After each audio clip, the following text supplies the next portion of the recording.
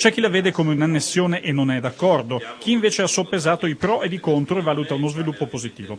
Si parla di unione di intenti per l'ipotesi di costruzione di un'unica grande area metropolitana fra Venezia e Padova, lanciata dal sindaco padovano Flavio Zanonato e che vede spettatori interessati anche alcuni comuni della costiera polesana che hanno espresso la volontà di adesione.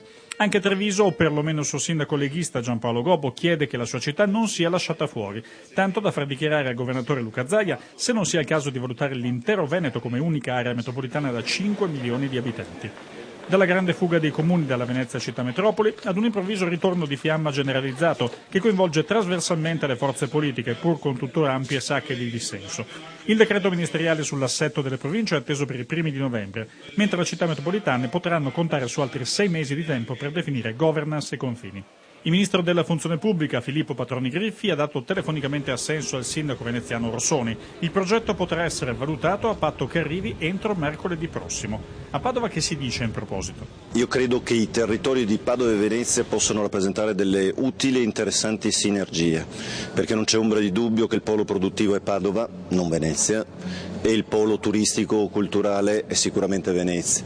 Però entrambi hanno delle caratteristiche che possono, se sommate, attraverso delle utili sinergie, possono rappresentare un moltiplicatore della forza di questo territorio.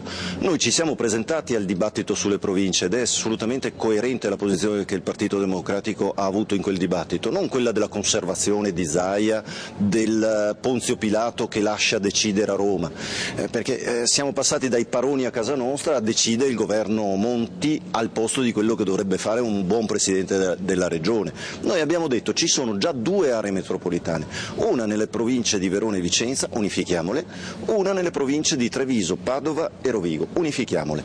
Ovviamente questa seconda area metropolitana, Treviso, Padova e Rovigo, dialogherebbe con la città metropolitana di Venezia e Padova. Crediamo che questo sia uno sviluppo e un modello coerente, salvaguardando una specificità, questa sì, quella del territorio montano della provincia di Belluno.